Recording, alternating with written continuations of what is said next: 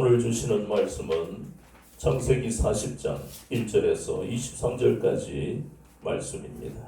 창세기 40장 1절에서 23절까지 말씀입니다. 끝절까지 교독하겠습니다. 제가 먼저 읽겠습니다. 그 후에 애굽 왕의 술 맡은 자와 떡 굽는 자가 그들의 주인 애굽 왕에게 범죄한지라.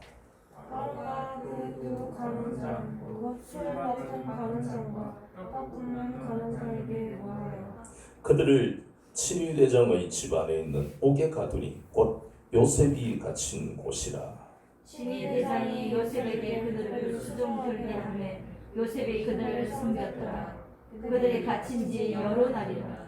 옥에 갇힌 애굽 왕의 술 맡은 자와 떡 굽는 자 두 사람이 하룻밤에 꿈을 꾼 각기 그 내용이 다르더라. 아침에 요셉이 들어가 보니 그들에게 근심의 빛이 있는지라. 요셉이 그 주인의 집에 자기와 함께 갇힌 바로의 신하들에게 묻되 어찌하여 오늘 당신들의 얼굴에 근심의 빛이 있나이까? 그들이 그에게 이르되 우리가 꿈을 꾸었으나 이를 해석할 자가 없도다. 요셉이 그들에게 이르되 성경은 하나님의 빛이 아니하니까 청하건대 내게 이르소서. 술 맡은 가룟장이 그의 꿈을 요셉에게 말하여 이르되 내가 꿈에 보니 내 앞에 포도나무가 있는데 그 나무에 세 가지가 있고 싹이 나서 꽃이 피고 포도송이가 익었고 내 손에 바로의 잔이 있기로 내가 포도를 땄어. 그 즙을 바로의 잔에 짰어. 그 잔을 바로의 손에 들였노라. 요셉이 그에게 이르되 이 해석이 이러하니 세 가지는 사흘이라. 지금부터 사흘 안에 바로가 당신의 머리를 들고 당신의 전직을 회복시키리니 당신이 그 전에 술 맡은 자가 되었을 때 하던 것 같이 바로의 잔을 그의 손에 드리게 되리이다. 당신이 잘 되시거든 나를 생각하고 내게 은혜를 베풀어서 내 사정을 바로에게 알려 이 집에서 나를 건져주소서. 나는 히브리 땅에서 끌려온 자요 여기서도 옥에 갇힐 일은 행하지 아니하였나이다. 떡 굽는 관원장이 요셉이 좋은 것을 보고 요셉에게 이르되 나도 꿈에 보니 흰떡 세 광주리가 내 머리에 있고 맨 윗 광주리에 바로를 위하여 만든 각종 구운 음식이 있는데 새들이 내 머리에 광주리에 있어 그것을 먹더라. 요셉이 대답하여 이르되 그 해석은 이러하니 세 광주리는 사흘이라. 지금부터 사흘 안에 바로가 당신의 머리를 들고 당신을 나무에 달리니 새들이 당신의 고기를 뜯어 먹으리이다 하더니 제3일은 바로의 생일이라. 바로가 그의 모든 신하들을 위하여 잔치를 베풀 때에 술 맡은 관원장과 떡 굽는 관원장에게 그의 신하들 중에 머리를 들게 하니라. 바로의 술 맡은 관원장 전직을 회복하며 그가 잔을 바로의 손에 받들어 드렸고 떡 굽는 관원장을 매달리니 요셉이 그들에게 해석함과 같이 되었으나 같이요 술 맡은 관원장이 요셉을 기억하지 못하고 그를 잊었더라. 아멘. 오늘은 창세기 40장 1절에서 23절까지 본문을 통해 나는 너를 잊지 아니할 것이라 하는 제목으로 같이 은혜를 나누겠습니다. 요셉은 우리가 앞에서 보았던 것처럼 아버지의 사랑을 독차지했습니다. 그래서 형들이 입지도 못하는 그 채색 옷을 요셉만 입었다고 우리는 본문에서 보았어요. 그 채색 옷이 가지는 상징적 의미가 뭐라 그랬습니까? 그건 편애를 의미하고 또 하나는 장자권의 계승을 상징한다고 그랬습니다. 그러니까 야곱의 마음에는 결국 르벤이 있었지만 그리고 시므온도 있고 레위도 있었지만 유다도 있었지만 누가요? 요셉만이 장자가 될 수 있는 자격이 있다. 이렇게 생각을 했던 겁니다. 때때로 우리의 생각은 하나님의 뜻과 다르다는 것을 우리가 많이 보는 겁니다. 이렇게 편애가 극심했던 야곱의 마음속에 르벤에 대한 배신감 그리고 시므온과 레위가 또 우리가 잘 아는 창세기 34장에서 세겜에서 살인사건을 일으킨 그런 것들로 인해서 아버지의 마음에는 그들이 없다는 이야기예요. 거기다가 그들은 또 레아의 아들들이고. 그런데 하나님이 우리를 향하신 선하신 뜻은요, 우리가 짐작할 수가 없습니다. 이 요셉이, 아버지의 사랑을 독차지하던 요셉이 그 채색옷이 형들에 의해서 벗겨지고 미디안 상인들에게 팔려서 애국까지 올 줄 어찌 알았겠습니까? 누가 원하는 삶이 이런 삶이겠습니까? 마침내 애굽의 친위 대장인 보디발의 집에 노예로 팔렸습니다. 그 자체는 뭘 의미합니까? 인간이 이길 수 없는 고난이라는 것입니다. 우리가 말하는 이 고난 추상적인 것이 아닙니다. 원하지 않는 길로 우리의 인생이 흘러간다는 것을 의미합니다. 좋은 쪽이 아니고 고통입니다. 거기다가 더해서 아무 잘못도 없는데 보디발의 아내 모함으로 감옥에까지 갇히게 됩니다. 이런 인생을 누가 살고 싶어 하겠습니까? 신앙이 없으면 우리가 잘 알다시피 극단적인 선택을 할 수밖에 없는 상황입니다. 그런데 시편 42편 7절에 보면 시편 기자는 하나님이 우리에게 주시는 그 고난은 마치 파도와 물결 같다. 참 잘 표현한 말씀이에요. 근데 그것은 표현에서 끝나는 것이 아니고 로마서 8장 17절에 보면 모든 그리스도인들은 하나님의 영광을 보기 위하여 무엇을 받아야 된다고요? 고난을 받아야 된다고 분명히 주님 말씀하고 있어요. 그러니 고난받는 것이 저주받는 게 아니라는 것입니다. 고난은 마땅히 모든 구원받은 자들이 고난의 문을 통과해야 된다는 것을 성경은 신약에서도 예수님의 복음을 통해 분명하게 우리에게 말씀합니다. 그래서 요셉은 이상하게 생각하지 아니하고 우리가 앞에서 보았던 것처럼 하나님이 함께하는 삶을 노예로 살 때도 그리고 감옥에 갇혔을 때도 그는 여전히 하나님이 함께 하시는 삶을 살았다고 성경은 기록하고 있습니다. 지난 시간에 우리는 분명하게 알게 된 것이 하나님은 그러면 어떤 삶을 사는 사람들에게 함께 하시느냐 하는 것은 정확하게 우리가 알고 있어야 된다는 것이에요. 첫 번째 하나님이 함께 하시는 인생은 창세기 12장 8절과 창세기 26장 25절에서 아브라함이 그랬던 것처럼 이삭이 그랬던 것처럼 가는 곳마다 그들은 뭘 했습니까? 제단을 쌓고 제사를 드렸습니다. 오늘날로 하면 예배를 드리는 삶을 살았다는 것입니다. 로마서 12장 1절 2절은 분명하게 말씀합니다. 구원받은 우리는 우리의 몸을 하나님께 제물로 거룩한 산 제물로 드려야 한다. 이 말씀은 주일날만 우리가 예배 드리는 것이 아니라 매일매일의 삶이 예배의 삶이 되어야 한다는 것을 분명하게 말씀하시잖아요. 두 번째 하나님이 함께 하시는 인생은 어떤 인생이라고 했습니까? 창세기 35장 1절에서 4절까지 말씀을 보니까 정결하게 사는 삶이라고 분명하게 말씀합니다. 야곱은 하나님이 언약의 계승자로 삼으셨고 20년 동안 라반을 통해 훈련하셨지만 그는 다시 세겜에 머물러 버리는 잘못을 저질렀어요. 거기다가 부족 안에서 많은 사람들이 이방 신상 그리고 귀걸이 코걸이 이방 문화가 범람하는 그런 죄를 지었다는 것입니다. 그래서 하나님은 베들로 올라가기 전에 의복을 새롭게 입고 몸을 정결하게 하라.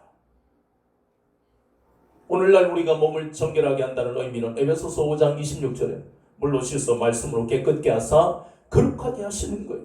말씀으로만 우리의 영혼을 깨끗하게 할 수 있다는 것입니다. 디모데후서 2장 21절에 그러므로 이런 것에서 자기를 깨끗하게 하면 귀에 쓰는 그릇이 되고 거룩하고 주인의 쓰심에 합당하다 그랬어요. 합당. 깨끗하게 할 수 있는 방법은 우리에게는 없습니다. 목욕탕에 가면 몸은 깨끗하게 되겠죠. 히브리서는 그것을 아주 정확하게 말씀하고 있어요. 히브리서 9장 13절 14절의 말씀에는 짐승의 피로는 우리의 육신을 정결하게는 할 수 있다 분명히 말씀하죠. 그러나 우리의 영혼의 죄의 문제는 오직 예수 그리스도의 피로만 깨끗하게 할 수 있다고 말씀합니다. 이것이 바로 정결하게 사는 삶입니다. 세 번째는 여호와만을 경외하는 삶입니다. 여호수아서 24장 15절을 보니까 세겜에서 여호수아가 설교할 때 뭐라 그럽니까? 오직 나와 내 집은 여호와를 섬기겠노라. 분명하게 선언을 하잖아요.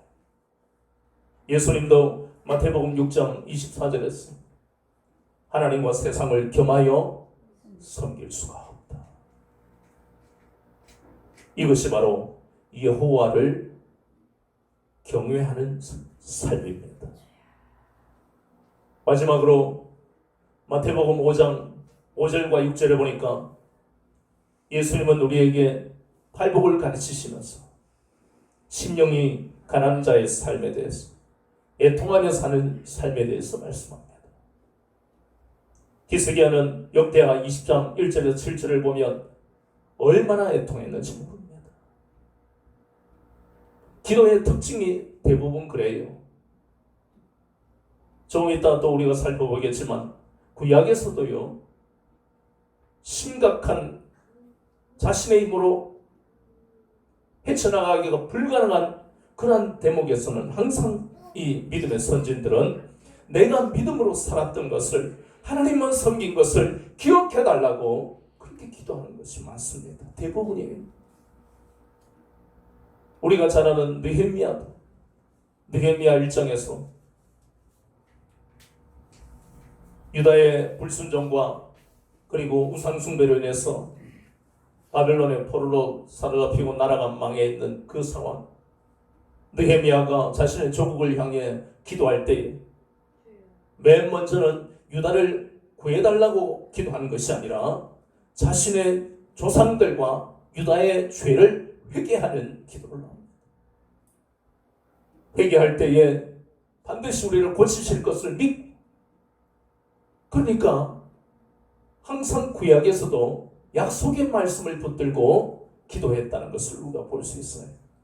그래서 이러한 삶을 살 때에 하나님은 요셉뿐만 아니라 오늘날 우리에게 예배의 삶을 살, 정결한 삶을 살, 여호와만 경외하는 삶을 살, 그리고 심령이 가난한 자로 애통한 자로 사는 그 인생을 하나님은 항상 함께 하신다는 것을 우리에게 알게 하셨어요.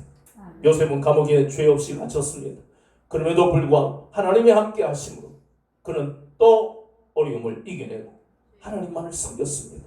그렇게 할 때 하나님은 요셉에게 범사에 형통한 삶을 허락하셨잖아요. 범사가 형통하게 되는 것이 무엇을 의미한다고 했습니까? 아무 문제가 일어나지 않는 것, 그것이 만사형통이 아닙니다. 어려움이 생겼지만 하나님은 그것을 극복할 수 있는, 이길 수 있는 믿음을 주시고 그것을 헤쳐나갈 수 있는 지혜와 용기와 담대함을 주시고 만남의 복을 통해서 승리의 삶을, 승리의 영광을 맛보게 하는 그것이 바로 범사에 형통한 것이라고 지난 시간에 보았습니다. 요셉은 감옥에 갇힌 지 이제 1년입니다. 본문에 보니까 이제 1년쯤 됐어요. 매일매일의 삶이, 육신이 얼마나 고단하겠습니까? 고난의 때에 가장 힘든 게 지난 시간에 뭐라고 했지요? 마귀의 유혹이라고 했습니다.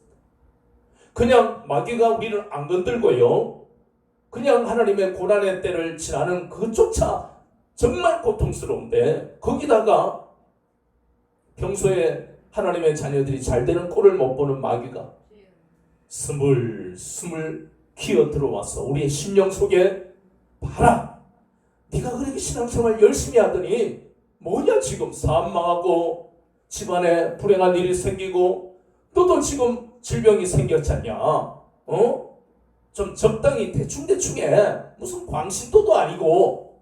이거 다 마귀가 우리에게 다가와서 우리를 혼미하게 만드는 것 때문에. 야, 너 한 달 동안 뼈 빠지게 고생했는데 왜 교회에다가 갖다 바치냐? 한 적당하게, 그냥 막 적당하게 좀 살아. 고난의 때면 이것이 우리에게 너무너무 다가와요. 요셉에게도 얼마나 많은 그런 유혹이, 그리고 공격이 있었겠습니까? 감옥에 갇혀야 될 이유가 없지 않느냐. 밤마다 잠들만 하면 마귀가 와서 그런 생각을 요셉의 마음에 집어넣었을 겁니다. 그걸 이기기가 힘들다는 거예요.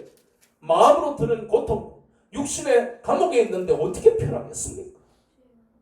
그러나 우리가 아까도 보았지만 하나님을 의지하기 때문에 하나님은 잠자리조차도 함께 하셔서 단잠을 잘 수 있도록 하나님은 요셉에게 은혜를 주시고, 잠에서 깨면 간수장이 하나님 은혜를 받았어.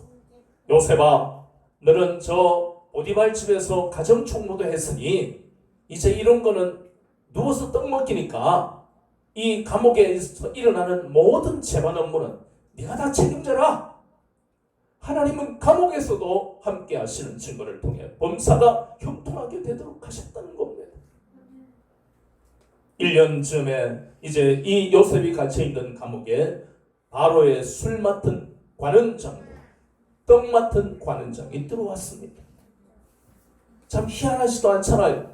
드라마 같은 데 보면 이런 우연을 가장한 일들이 일어나서 다음 시간이 기대되고 그렇잖아요. 근데 실제 그렇다는 거예요. 이 세상에 우연은 없습니다. 루키 1장을 보세요. 아니, 성경에서 모압은 저주받은 땅입니다. 하나님과 관계없잖아요. 거기에 나오미가 가야 할 이유가 없어요. 전혀 없다는 겁니다.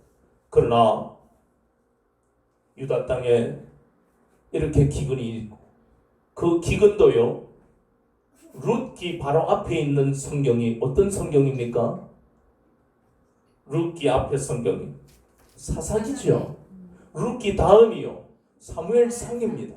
룻기는 이 사사기와 사무엘상의 중간 영적인 수준도 그래요. 사사기에서는 하나님의 은혜를 망각해버리고 항상 하나님 앞에 때려 맞는 것밖에 없습니다.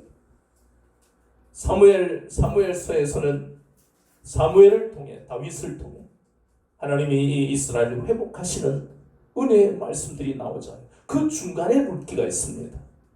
하나님에 관해서는 전혀 없는 것 같지만 이 룻기를 통해서 하나님이 선하신 뜻을 앞으로 펼치실 것을 미리 보게 하시는 거예요. 그런데 이 기근은 모두가 바로 사사기에 범죄한 이스라엘의 죄로 인해서 이 유다에 혹은 베들레헴에 있었던 겁니다. 그 대기근의 때를 견디지 못하고 많은 사람들이 암몬이나 모압이나 블레셋이나 다른 타지에 양식 있는 곳을 찾아서 얼마나 많이 약속의 땅을 떠나갔겠습니까? 성경은 룻기를 통해 그 많은 사람들 중에 한 가정이지 이 가정만 떠났다는 게 아닙니다. 고난을 당했을 때 하나님의 방법으로, 하나님의 말씀으로 이겨내지 않으면 이 룻기에 보이는 것처럼 심각한 불행을 겪을 수밖에 없습니다. 그러나 하나님은 합력하여 선을 이루시는 분이시고 이 저주받은 땅 모압에서 룻을 만나게 하셨습니다. 나오미와 룻의 만남은 우연이 아닙니다. 룻기 2장 3절 4절에 보면 이 룻이 저주받은 인생을 살다가 나오미를 통해 어머니의 하나님이 나의 하나님이라는 신앙 고백을 하면서 언약의 계승자의 그러한 가문에 들어가는 놀라운 축복을 받잖아요. 거기에서 끝나는 게 아니라 하나님은 구원받은 우리 백성, 하나님의 백성들, 하나님의 자녀가 되는 것뿐만 아니라 이 땅에 사는 동안 남에게 꾸는 인생이 아니라 꾸어주는 인생을 산다는 걸 분명하게 룻을 통해 보게 하시잖아요. 룻이 가지고 온 건 아무것도 없어요. 가난한 시어머니의 자신의 인생.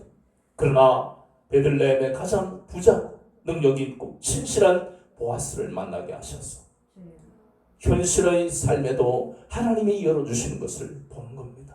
이것이 바로 우연히 되어지는 것이 아니라 하나님의 섭리로 이루어진다는 겁니다. 감옥에 들어온 이 술 그리고 떡을 맡은 관원장 바로 앞에 죄를 지어서 요셉이 있는 감옥에 들어왔습니다. 그리고 그들은 꿈을 꾸는데 그 꿈을 꾸게 하시는 분도 하나님이시고 그 꿈을 해석하게 하시는 분도 하나님이십니다. 요셉에게 하나님은 그 꿈을 해석하는 능력을 주셔서 들어보니까 떡 맡은 관원장은 사흘 안에 목이 달아나. 술 맡은 관원장은 사흘쯤에 다시 바로의 궁에 들어간다는, 복직이 된다는 그런 내용이라고 풀이를 해줍니다. 다니엘서 1장 17절에 보면 하나님은 다니엘에게 그러한 꿈을 풀이하는 능력을, 지혜와 총명을 주셨습니다. 그런데 다니엘의 경우는 더 해괴한 게, 느부갓네살 왕이 다니엘뿐만 아니라 바벨론에 있는 모든 박사와 술사들에게 명령을 내리죠. 모이게 했어. 어이 박사들, 내 꿈의 내용이 뭔지 풀어봐.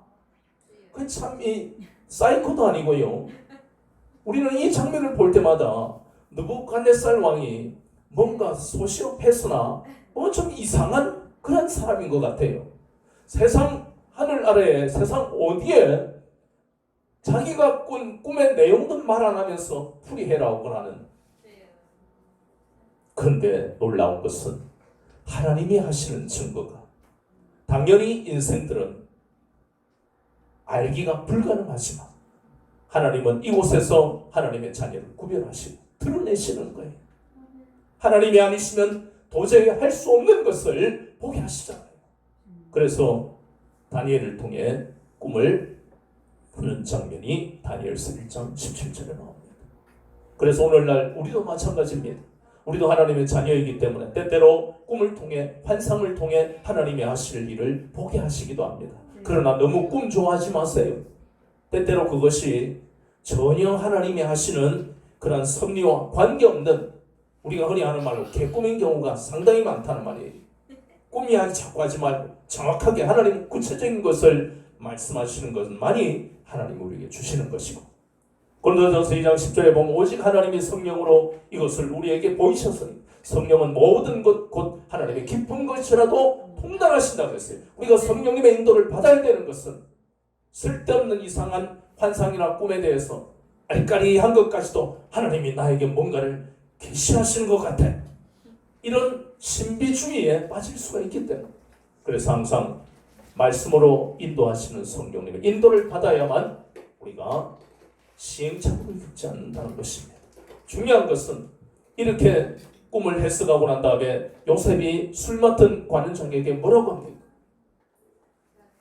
당신이 이제 사흘 안에 나가게 될 텐데 바로에게 가서 나는 히브리 사람인데 너무나 억울하다, 감옥에 들어올 일을 행하지 않았다, 내 사정을 알려주고 나를 여기서 건져다오. 그 정도 부탁은요, 이 술 맡은 관원장이 죽다 살아난 일에 비하면 아무것도 아니에요. 그런데 오늘 23절에 뭐라 그랬습니까? 본문은 요셉의 일을 다 잊어버렸다. 기가 막힐 일 아닙니까? 아니 까먹어도 이 일을 어떻게 까먹어요? 그러나 이것이 바로 하나님이 섭리하시는 거예요. 하나님은 2년 동안 술 맡은 관원장의 마음에 요셉의 일을 까마득하게 까먹게도 하실 수 있고, 또 다시 술 맡은 관원장에서 그 마음에 다시 생각나게도 하실 수 있는 분이 바로 하나님이십니다.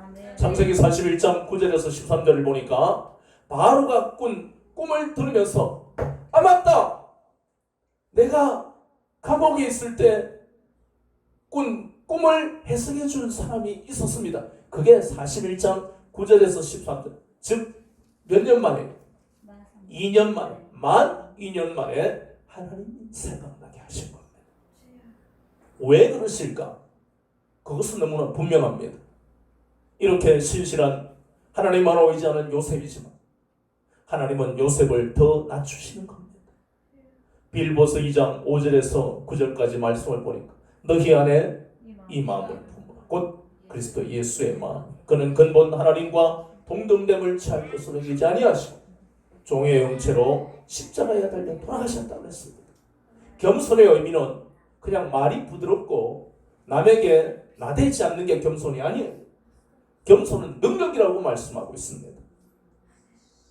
자기를 낮추는 것은 결코 쉽지 않습니다. 하나님은 요셉을 얼마나 낮추셨는지 감옥에까지 들어가게 하시고, 그뿐만 아니라 이제 이 술 맡은 관원장이 바로에게 가면 이제 1년 동안 감옥에서 아무 죄도 없이 있었으니까 이제 나는 곧 나올 것이야, 이거 뭐 헛된 그런 생각이 아니잖아요. 당연히 그렇게 생각할 수 있는데 하나님은 2년 동안 술 맡은 관원장의 마음에서 요셉에 대한 기억을 깡그리 지워버리셨다는 겁니다. 오직 하나님만 더 의지하도록. 시편 39편 7절의 말씀에 보면 다윗이 고백하는 게 있잖아요. 나는 오직 하나님께 소망을 둡니다.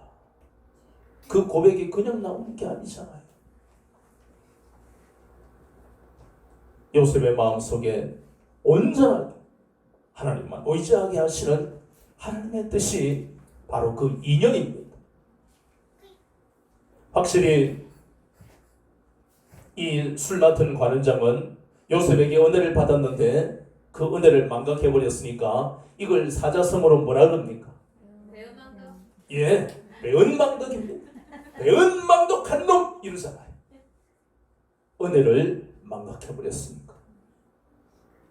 근데 그 반대가 뭔지 아십니까? 매은망덕의 반대, 결초보훈입니다. 이건 진나라에 어떤 사람이 있었는데 이 사람의 아버지가 이제 죽게 되었어요. 그래서 아버지가 아들에게 유언을 합니다. 얘야, 내가 죽고 나면 내가 사랑했던 이 첩이 걔가 할 수 있도록, 다른 집에 결혼할 수 있도록 시집 보내라. 근데 이 아버지가 더 병이 깊어지니까 이제는 막 자신이 전에 했던 말도 기억 못하고 내 죽으면 순장해라. 옛날에는 중국이나 우리나라에 살아있는 사람을 그냥 무덤에 같이, 죽은 사람과 같이 묻어버리잖아요. 그런데 이 아들이요, 얼마나 영민했던지 아버지의 첫 번째 유언을 기억해서 이 첩을 순장하지 않고 시집을 보내버린 거예요. 근데 그건 다 잊어버리고 이 진나라에 적국이 쳐들어와 전쟁이 일어났는데 이 아들이 나가서 전쟁에 싸우다가 적의 장수가 너무 용맹하니까 이기지 못하고 거의 죽을 것 같은 상황에 놓여 있었는데 갑자기 그 장수의 말에 풀에 걸려가지고 앞으로 고꾸라져 버린 거예요. 그래서 목을 쳐서 큰 공을 세웠는데 그날 밤에 이 아들의 꿈에 자기가 아버지의 첩을 새로 결혼을 시켰는데 그 첩의, 그러니까 서모죠. 서모의 아버지가 꿈에 나타났어. 네가 순장시키지 않고 내 딸을 다시 결혼할 수 있도록 해줘서 고맙다. 그래서 내가 너한테 풀을 묶으면서 내가 그 은혜를 갚았다.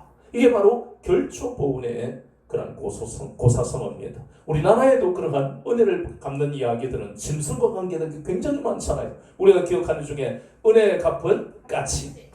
그 이야기에 보면 이 주인공이 한양에 과거 때문에 올라갑니다. 예전에는 한양까지 거리가 지금도 뭐 서울까지 부산에서 400km인데 한양 천리라고 그러죠. 천리. 몇 달 걸려요.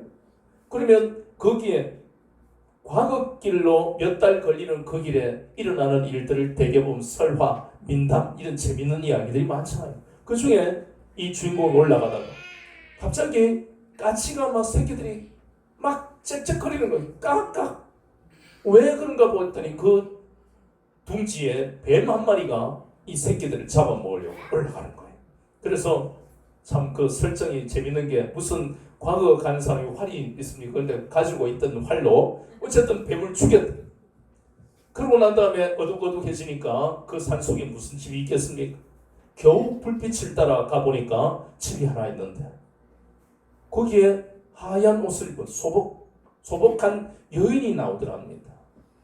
아니 왜 어디 뭐 누가 죽었습니까? 그랬더니 남편이 죽었대. 그래서 아이고 참 이 상을 당한 집에 오는 것은 예의가 아닌데 이 꿀짝이 이 깊은 산 속에 잠잘 데가 없습니다. 하룻밤만 그냥 제가 잘 수 없습니까? 그러니까 재우더랍니다. 자고 있는데 갑자기 가슴이 답답해서 일어나 보니까 뭐가요? 뱀이 갑자기 자기 몸을 칭칭 감고 있었어. 아니 왜 이러느냐?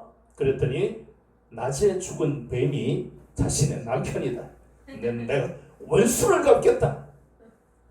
만약 그러나 네가 살 길은 오직 한 길인데 저 산 위에 있는 저 봉우리 위에 절에서 종소리가 자정에 12번 들리면 너는 살 수 있어. 근데 불가능하죠. 누가 쳐줍니까? 근데 놀랍게도 12시가 되니까 종소리가 나는 거예요. 그래서 억울하다는 듯이 뱀은 가버렸는데 가보니까 그 낮에 구해줬던 그 까치의 어미들이 친구들을 데리고 밤새도록 자기 몸을 던져서 머리로 그 종을 두들겼다는 겁니다. 참 우리는 그 이야기를 어릴 때부터 들었지만 짐승도 은혜를 이렇게 갚는데 이 술 맡은 관원장은 까치만도 못한 인생 아니냐. 그런데 그것이 우리 인생입니다. 우리가 그렇다는 거예요. 술 맡은 관원장뿐만 아니라 인간은요 받은 은혜를 망각해버리고 습관적으로 그럽니다. 출애굽기 14장에서 17장을 보세요. 아까는 우리가 전래 동화를 봤지만 성경 속에서 보면 출애굽한 이스라엘 백성들 430년 동안 바로 밑에서 종살이하던 그 비참하고 끔찍한 그런 세월들 속에서 하나님은 종에서 해방시켰습니다. 얼마나 하나님을 찬양하고 나왔습니까? 그런데 출애굽기 14장에서 그들의 앞에 있는 것은 홍해바다, 그들의 뒤에는 막강한 애국 군대가 병거를 끌고 자기들을 잡습니다. 그들은 혼이 나가버린 것 같이 하나님이 우리를 종살이에서 건져주신 그 은혜를 온데간데 없고 출애굽기 14장에 보니까 뭐라 그럽니까? 매장지가 없어서 우리를 여기로 데려왔느냐. 그런데 오직 한 사람 모세만큼 이제 하나님이 지금 어떻게 역사하신지를 너희들 믿음으로 바라봐라. 그리고 하나님이 건져주시는 놀라운 역사를 체험하고 난 다음에 15장에 보면 하나님을 찬양하고 노래하는데 얼마 못 가서 16장에 또 신광야를 만나니까 르비누에서 물이 없는 환경을 만나니까 하나님이 홍해에서 건지신 그 은혜는 온데간데 없이 또 양식이 없는 이곳에 우리 보고 죽으라고 이곳으로 데리고 오느냐. 그것이 우리 인생들입니다. 하나님이 우리를 구원하신 은혜는 망각해버리고 잊어버리지 말아야 할 그 은혜를 잊어버리고 잊어버려야 할 옛 습관, 나에게 고통을 준 사람, 이런 것은 우리가 버리지 않고 있는 게 우리 인생이잖아요. 이렇게 우리는 망각을 잘하는 인생들이에요. 그러나 하나님은 우리를 결코 잊어버리지 아니하십니다. 아멘. 이 술 맡은 관원장이 생명의 은인인 요셉을 까먹을 정도로 430년 동안 종살이하던 그들을 300만 명 가까운 이 이스라엘 백성들을 건져주신 그 하나님의 은혜를 망각해버린 그런 우리 인생이지만 하나님은 한번 구원하신 하나님의 백성들을 결코 잊어버리지 아니하신다는 겁니다. 아멘. 이것이 하나님의 은혜요 하나님의 사랑인 것입니다. 이사야서 49장 15절 16절에는 하나님의 그 크신 사랑을 이렇게 말씀합니다. 젖먹이는 어머니는 그 자식을 결코 잊지 않는다. 그러나 혹 그 젖먹이는 어미가 그 자식을 잊어버릴 수는 있다.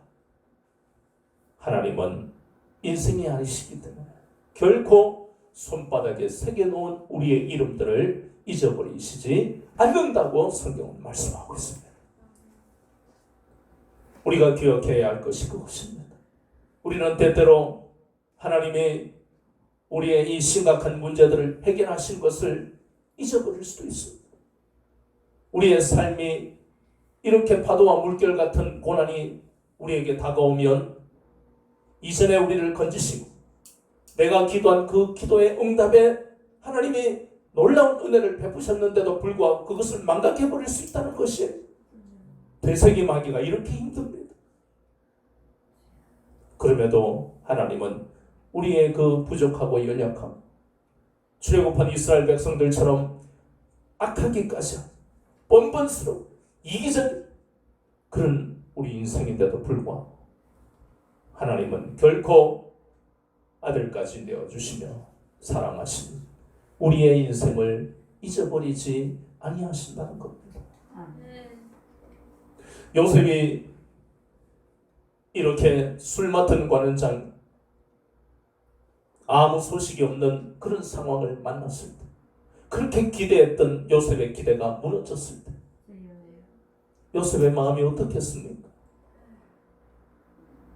당연히 소식이 올 거라고 생각했는데, 그러나 우리가 신앙생활하고 인생을 살아보니까 하나님은 우리를 잊지 아니하시고 이 감옥에 2년 동안 요셉이 있는 동안 하나님은 가장 적합한 때를 만들고 계셨다는 겁니다.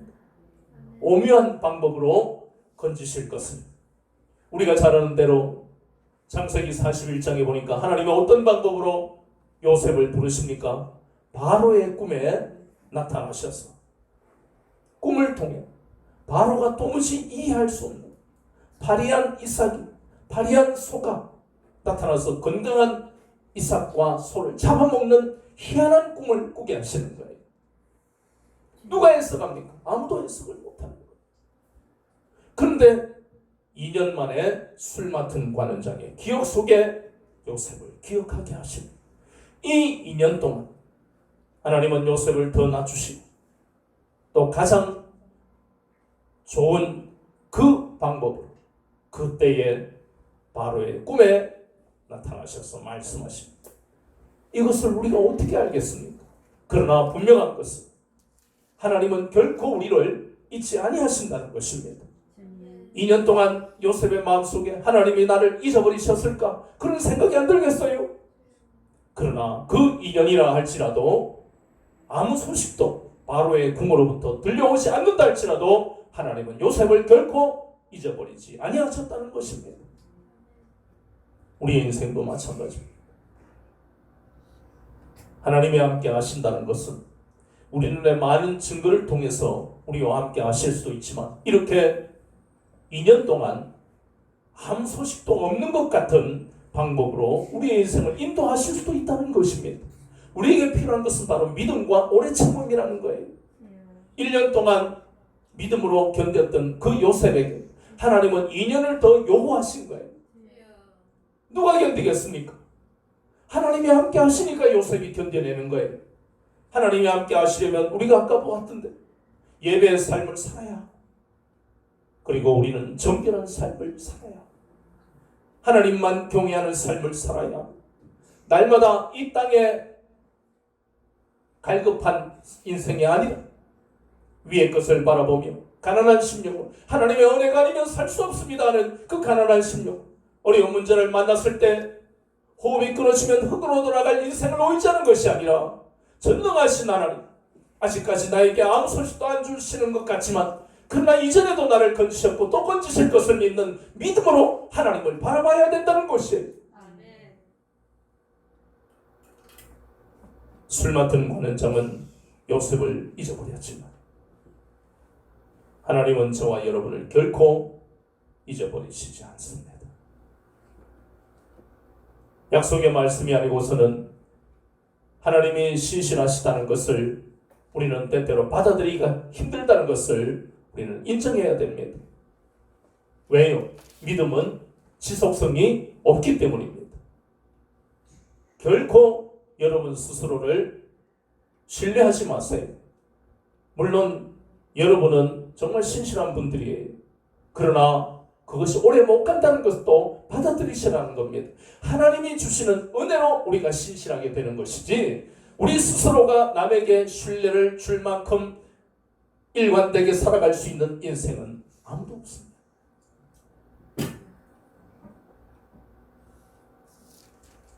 우리는 이 술 맡은 관원장에게 배은망덕한 놈이라고 욕을 할 수 있고 비판할 수 있습니다. 그러나 때때로 우리가 그런 소리를 들을 수 있는 자리에 설 수 있다는 것을 알아야 되는 것입니다. 우리 스스로는 믿을 구석이 없는 그런 존재들이에요. 도무지 우리는 선한 구석이 없는 악한 존재들, 뻔뻔스럽고 이기적인 존재라는 것을 날마다 잊지 마세요.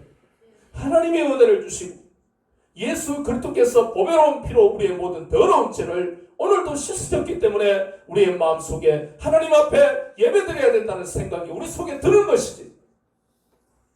주님이 우리를 깨끗하게 하지 아니하시면 우리는 얼마나 뻔뻔스럽고 핑계대고 합리화시켜가며 살아가는 악한 인생들 아닙니까? 날마다 그렇게 주시는 그 은혜, 우리가 바른 생각을 하고 바른 가치관으로 살아간다는 것을 잊지 마시고, 그것이 바로 하나님이 우리를 잊지 아니하시는 증거라는 것을 늘 기억합니다. 때때로 우리 인생에 요셉처럼 1년 정말 하나님 앞에 온전히 믿음으로 말씀을 붙들고 기도하며 살았던 거룩한 1년이었지만 우리에게 그럼에도 불구하고 길이 열리지 아니하고 또 2년을 더 기다려야 될 상황이 올 때 우리의 마음이 얼마나 괴롭겠습니까? 그럼에도 불구하고 요셉을 보면서 하나님은 그래도 신실하신 분이시다는 거예요. 모든 사람이 요셉을 다 잊어버렸지만 하나님은 그 2년 동안 요셉을 위해 얼마나 많은 계획들을 짜고 계시는지. 41장에 보니까 요셉이 2년을 더 참았기 때문에 하나님이 복을 주신 그 복은 왕이라는 타이틀 외에는 요셉만큼의 권력과 요셉만큼의 복을 받은 사람은 애굽 전역에 단 한 사람도 없었다는 겁니다. 이것은 기복을 의미하는 게 아니에요. 중요한 것은 애굽 총리가 되었다는 것이 중요한 게 아니라 그 총리는 하나의 수단입니다. 우리가 너무 그쪽에 초점을 맞추면 기복주의가 돼요. 애굽 총리가 되게 하신 그 이유, 그것은 애굽을 건지고 이스라엘을 건지고 그 애국 근처의 모든 민족을 건지는 하나님의 뜻을 놓쳐버리면 누군가가 되어 있고 무언가가 되어 있는 무언가를 소유했다는 데에 초점을 맞추면 우리는 얼마인가서 타락합니다. 그래서 가장 중요한 것은 무엇이 되고 어느 자리에 있고 얼마를 소유한 그 의미가 왜 하나님이 그것을 주시는가를 깊이 생각해야 됩니다. 그걸 못하는 사람은 타락합니다. 요셉을 왜 2년 동안 또 훈련하셨느냐? 타락하지 않게 하시려, 변질되지 않게 하시려. 우리는 고난의 터널을 지나가면 너무 고통스러워요. 기도에 응답이 되지 않는 문제 때문에 너무 고통스러워요. 그러나 기도를 쉬지 않고 해야 되는 이유는 단 한 가지입니다.